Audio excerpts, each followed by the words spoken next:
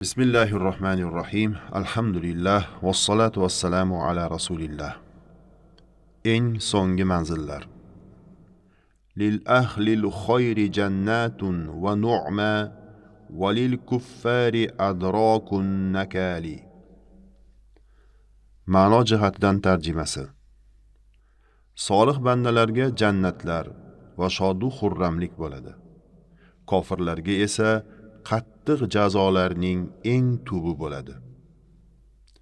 Nazmiy bayoni. Solihlarga jannat, shodu xurramlik, kofirlarga uqubat, azob alamlik. Matn sharhi. Dunyoda iymon keltirgan va uning taqozosi bo'lgan yaxshi amallarni qilib, xayr ahlidan bo'lgan baxtli insonlarni Alloh taolo ostilaridan anhorlar oqib turadigan jannatlarga kiritadi va xilma-xil ne'matlar bilan mukofotlaydi. Alloh taolo iymon keltirib, yaxshi amallarni qilgan solih bandalarni qanday mukofotlar kutib turganini shunday xabar bergan. Astaizu billah.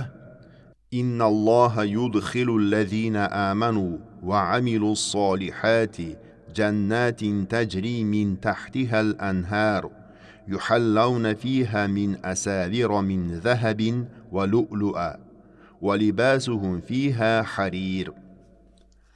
Albatta, iymon keltirgan va solih amallarni qilgan zotlarni Alloh jannatdagi ostidan anhorlar oqib turadigan bog'larga kiritur. Ular u joyda oltin bilak uzuklar va marvaridlar bilan bezalurlar. Liboslari esa harir, ipak bo'lur. Haj surasi 23-oyat. Jannatga kirish Alloh taoloning fazlu marhamati bilan bo'ladi.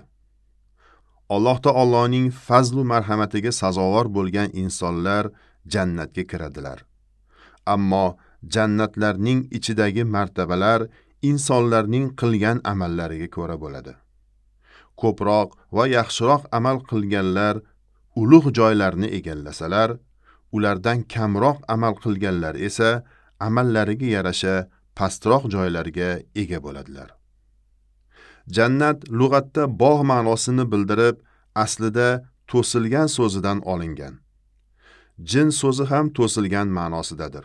Chunki ular ham ko'zlardan yashirin va to'silgan bo'ladi. Jinnilik ham shu ma'noda bo'lib, bunday vasfga ega insonning qalbi yaxshi va yomonni ajratib olish qobiliyatidan to'silganligi uchun shunday nomlangan.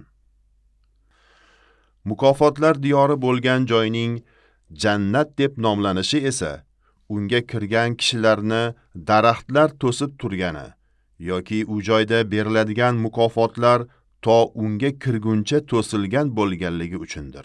Vassalamu alaykum va rahmatullohi va barakatuh.